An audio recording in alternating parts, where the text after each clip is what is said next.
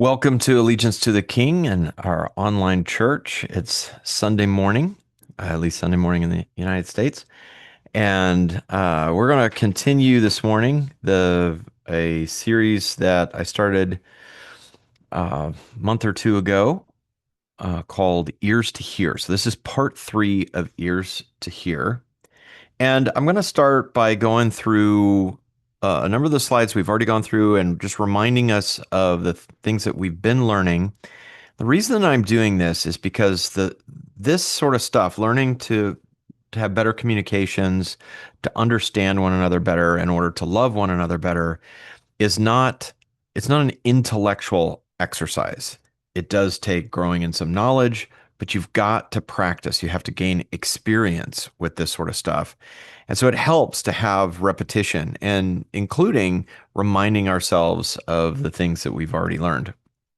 But I'm going to do that quickly so we can get to the new topic for today, which is called T.E.R.A, T-E-R-A. First of all, we want to anchor this in the Word of God.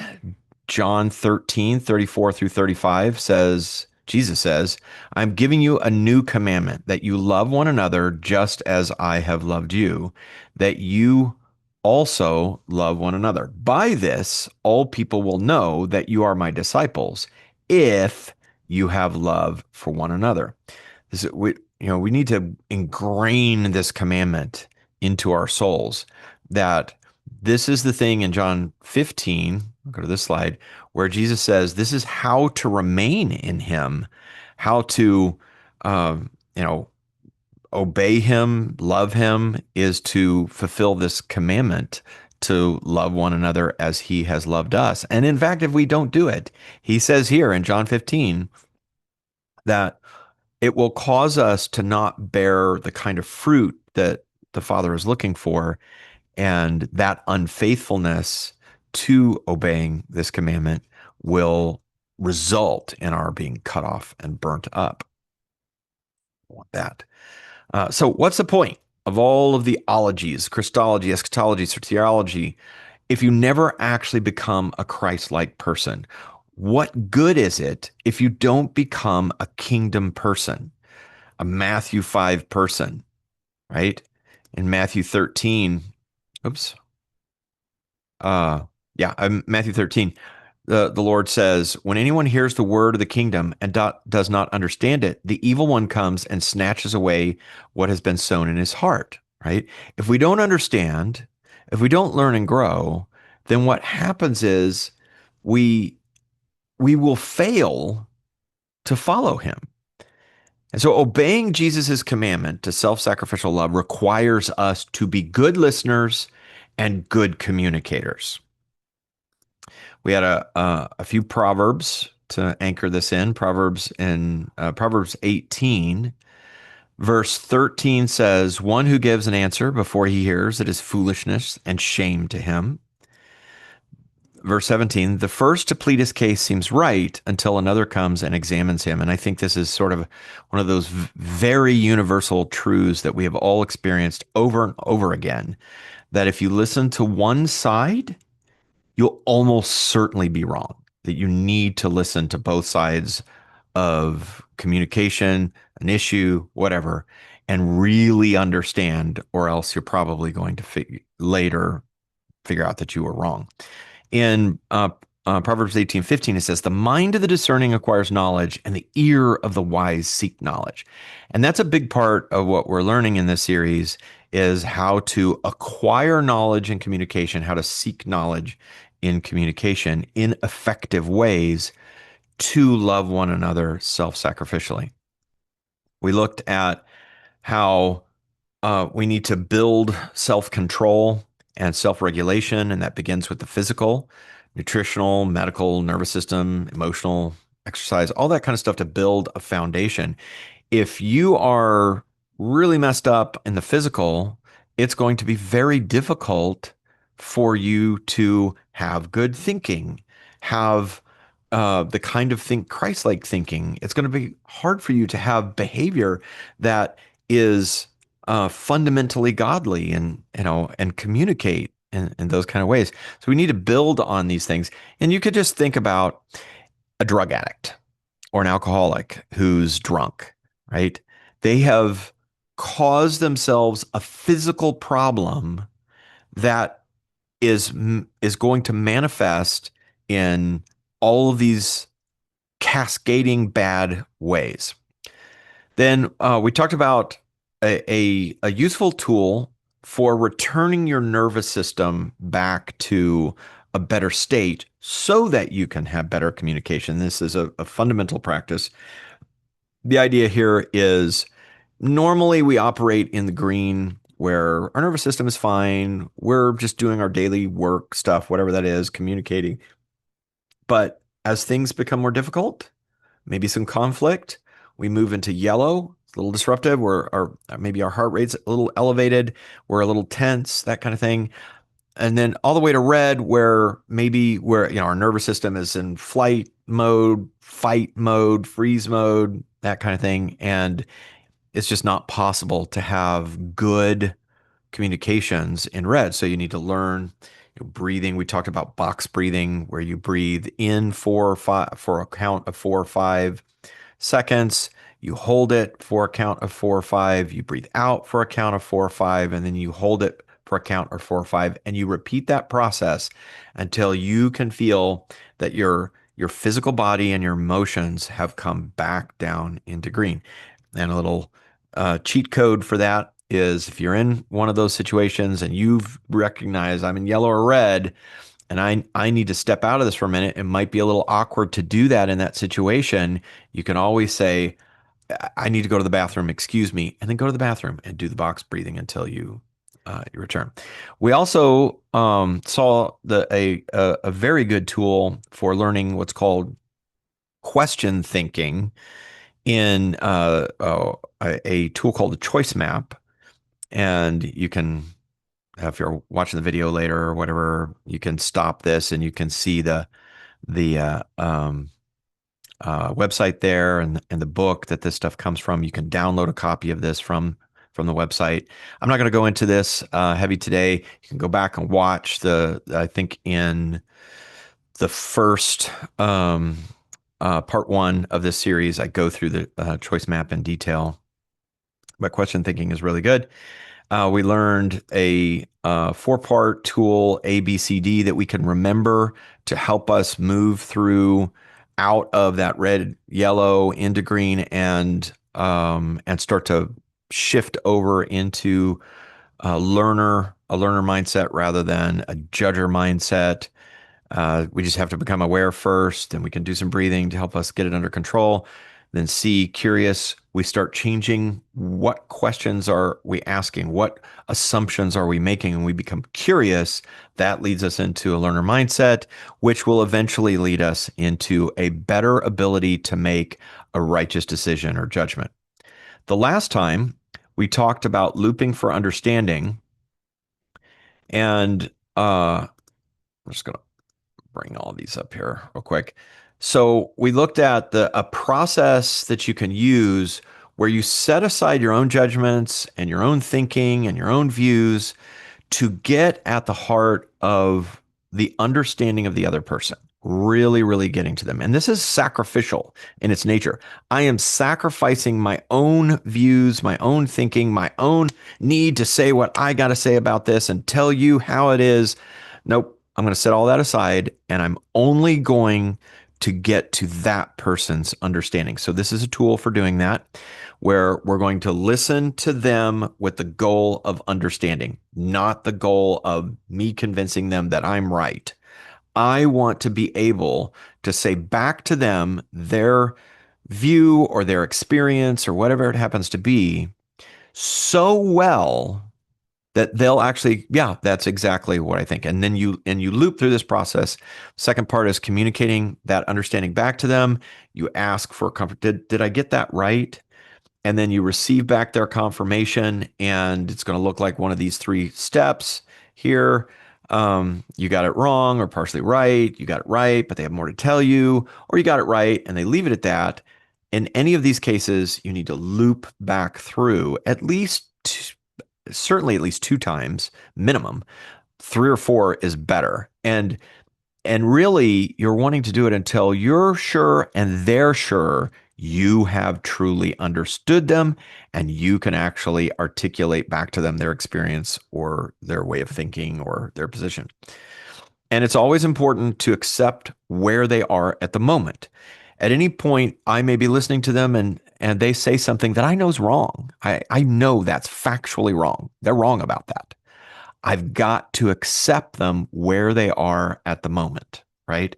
Doesn't matter that they're factually wrong. That's not what we're trying to do here. What I'm trying to do is get to where, where they are, where they're understanding. So if they did say something factually wrong, rather than interrupting them and saying, oh no, that's not right. That's not at all right. Right? Here's what's right. Um, what I want to do instead, because that breaks the looping for understanding. I am now trying to convince them of something instead of trying to understand them. I can interrupt, but I need to do it with clarification. Now that's interesting. Where did you where did you hear that, or where did that come from, or how did you conclude that? Help me understand that. So I am being curious in this process. I've got some looping for understanding sample questions here. This is just a few, and I'm not going to go through them again. You can always pause this later in the recording of the video. But there's lots and lots of different questions that can help you in the process of doing looping for understanding. But it's all about curiosity and really getting to the point where I have fully understood them. I have used this technique for many, many years, and I have found several things that are really positive about this. One, probably most importantly, is sometimes when I loop for understanding, I discover that I was wrong and they're right. And okay, maybe I need to apologize, or maybe, oh, my mind's changed now on something because I looped for understanding.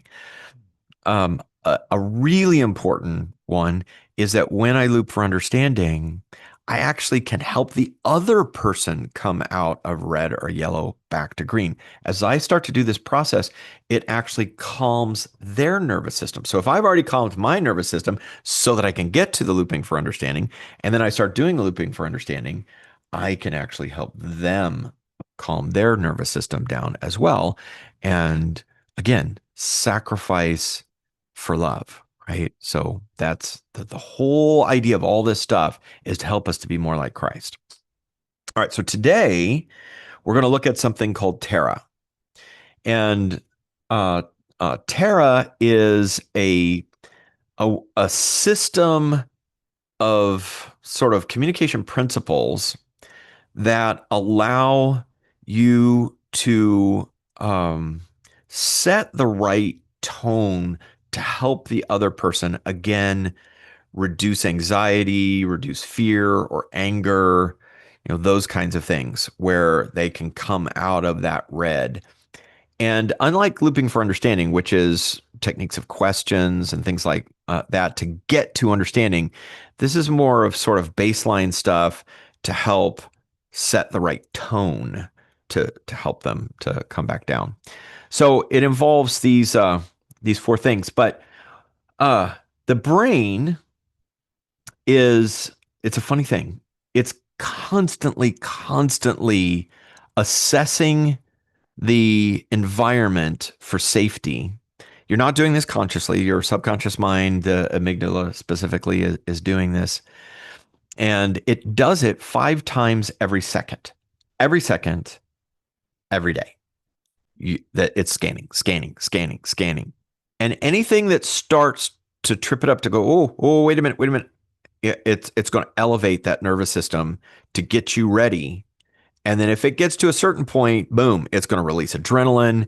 The emotions are going to go haywire. You're going to have an autonomic response like fight, freeze, flee, that sort of thing. And so because the brain is doing this without you, it's an important system. Actually, in the right circumstances, this can save your life, right? That God gave you this system for a good purpose, a good reason. The problem is, and this is especially a problem in the modern world, very often that system goes haywire, not haywire, that system kicks off in an inappropriate situation, a situation that you don't really want it to be doing that. Okay, so I'm going to explain what T.E.R.A stands for. The stands for tribe, E stands for expectation, R stands for rank, and A stands for autonomy. We're going to go through these individually. I put Mark up here, and then I failed to add this to my notes.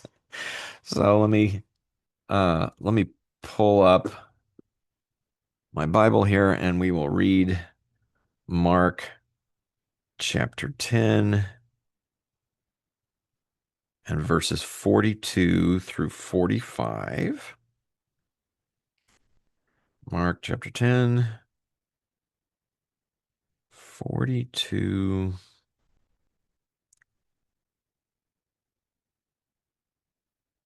through 45. Calling them to himself. So Jesus is calling the disciples to himself. Jesus said to them, "You know that those who are recognized as rulers of the Gentiles domineer over them, and their people in high position exercise authority over them. But it is not this way among you. Rather, whoever wants to become prominent among you shall be your servant, and whoever wants to be first among you shall be slave of all. For even the Son of Man did not come to be served, but to serve and to give his life as ransom for many." These verses, this statement by Jesus, it's a it ties really, really nicely to this idea of Terra and how we are supposed to have this mindset that Jesus is talking about.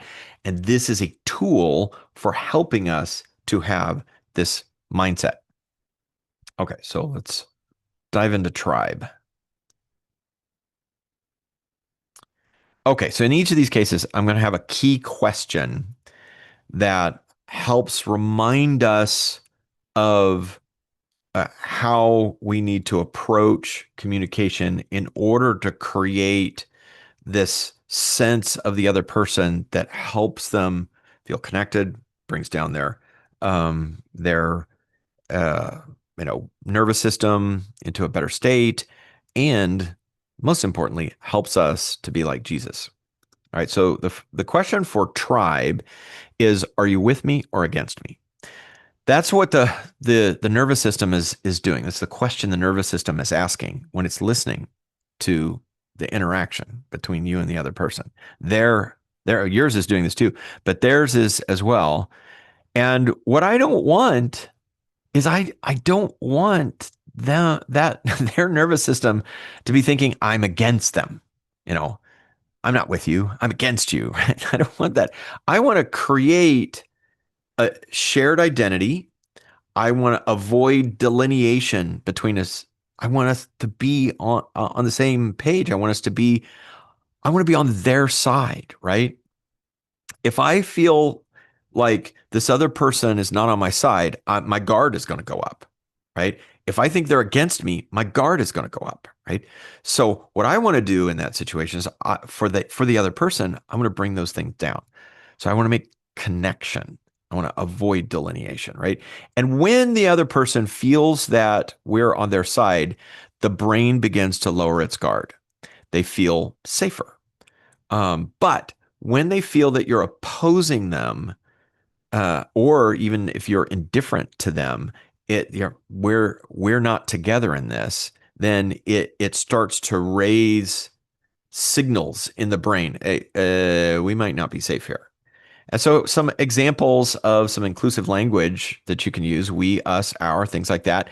Instead of saying, you know, uh, what I want, I can say I, um, well, let's say I want such and such. I could say, I want us to be together on this. I would like for us to figure this out together. And I start to make these kinds of connections between us using the language of we and us and our instead of you or me alone. Also, You can acknowledge someone's experience, right? It's a powerful tool for creating this connection of saying, well, tell me what happened, and what from your perspective what happened. Um, and they then recount that. I can say, okay, yeah, I understand. You know what? I can relate to that experience. I can, even if I think it was the wrong thing to do, I can still acknowledge their experience, their reaction, their emotions that they experienced in a situation. And so by asking for their perspective, acknowledging them, I can create connection between us. Okay, so that's tribe. The whole idea of tribe is I want us to be together, not against each other, and I can use language that starts us down this path, or I can use language that's going to divide us. The second is expectation. So the E is for expectation. Now, so the key question here that brain is asking is, do I know what's coming? Do I know where we're headed? Is there unknown here? Am I going to have a surprise coming? As it, as the saying goes, is the other shoe going to drop? Where is this headed? This doesn't sound good, right? And so it begins to elevate again that nervous system. So what I want to do is I want to create clarity, and I want to reduce uncertainty. I want, whatever's happening, whether, it's process or next step, or what kind of outcome are we trying to achieve here? What time frame are we talking about? So often you can get into a discussion, say with your spouse, for instance, and maybe I'm thinking about doing something next year. And I say to my wife, I really think I think I'd like to do such and such. I'm already not using we language, right? I want to do such and such. In my head, I'm thinking about, this next year. In her head, she may be like, "What is he crazy? Do you know what we have going on right now?" Right? She's not seeing the same thing that I'm seeing. So it's actually mysterious to her, and it can become um, it can be interpreted in the wrong ways, and start to create the wrong expectation, right? So I want to create clarity, reduce uncertainty. Some examples at the start of a difficult conversation, I could say something like, "Here's what I hope that." Well, I said, I said, "Here's what I hope to accomplish." Might be better to say, "Here's what I hope we can accomplish together in this situation." And or I could start with, maybe we could begin with your perspective, and then I could share mine, right? I've set now I've kind of laid out a pathway. You're going to give your perspective, and then I'll follow with my perspective, and I'll have a chance by letting you go first. I'm going to loop for understanding in that, which is going to bring them down so that when we do get to mine, it's probably going to be a better conversation, right? But I've created an expectation in this that takes away some of the that kind of dark tunnel. What's going to happen at the end of this pathway kind of thing. All right, so that's expectation. Then you have rank. And the question here that the brain is asking is, how do I compare to you? Are you more important than me? Am I less important than you? And so again, that amygdala just firing off all the time. Am I safe? Am I safe? Am I safe? Am I safe? Am I safe? Constantly. And and so it's judging whether or not I am of in a lower rank or a higher rank in this situation, or on equal ground. And what tends to happen is it's evaluating status, right? Do I have high status in this situation, which is going to lead to feeling the brain feeling safer and the nervous system being more calm, or a low status in this situation, in which case the nervous system is going to be more on guard. And so, obviously this relates exactly back to what Jesus talked about. I don't want, if I'm going to think like Jesus, I don't want, people to feel like I'm more important than them. I'm supposed to be thinking the opposite way, according to Paul, right? Where I'm thinking that they're more important to me. They're more important than me. And when I consciously do it, it's not the same thing as when my subconscious is reacting to a situation, right? I'm lowering my status in order to make them feel elevated, feel better. I'm bringing us together. And that's happening at a neurological level when I'm doing this stuff for the other person. And this is called flattening the hierarchy between the two people. And so if I'm especially in a situation where I have more authority than the other person, if I want to have good communications with them, I need to lower myself. I need to elevate them. I need to flatten that hierarchy to allow their nervous system to feel better, to feel calmer, so that we can have better communications. An example of this might be like, if I'm in charge, maybe I'm the boss or something like that, and whatever the situation is, I do actually have a higher level of authority. It could simply be I know more than that other person. It could be that I've been trained more than that other person. I could begin with, I want to hear your thoughts first on what we should do. Let me, what do you think about this? Now, maybe I have a lot more knowledge and experience, but the moment I do that, especially if they know I have a lot more knowledge and experience, they're like, wow, they're asking me. Okay, that the nervous system just received a signal. Oh, hey, we're okay in this. This is okay. You could also lead with something like, "I'm here to support. I'm here for you. I'm here to help you in whatever way that I can." Right? I'm elevating them when I use that kind of language, and it helps again bring down that nervous system. And then finally, the A stands for autonomy. And the key question here is, do I have control over this, or do I have a say? Right? Am I just do I not have control? Am I just being told what to do?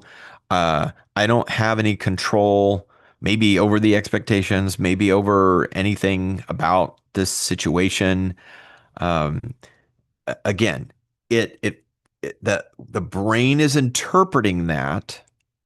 If the answer is no, I don't have a lot of control over this situation, the brain is going to interpret that as a lack of safety, a lack of, I need to put my guard up. I need to be careful. And so, again, if we're trying to have those self sacrificial love type communications, being more like Christ, more like God Himself, this one especially is, we need to promote choice and agency. If you think about God for a minute, He's the ultimate at this particular thing, this autonomy. He's given us autonomy. He's given us agency and choice to His own detriment, right? So, you know, when we do things to help someone else feel like they do have some control, they do have agency, they do have choice, we we are behaving like God behaves towards us. And so what happens is, when someone feels like they have more choice, more agency, they're not simply being dictated to, it allows them to feel safer and become more engaged. And that just makes sense when you start to think about it. Oh, I have a say in this. Oh, well, let me tell you what I think, right? If I don't think I have a say in this, am I likely to tell you what I think? Not as likely. Um, and certainly not in productive ways.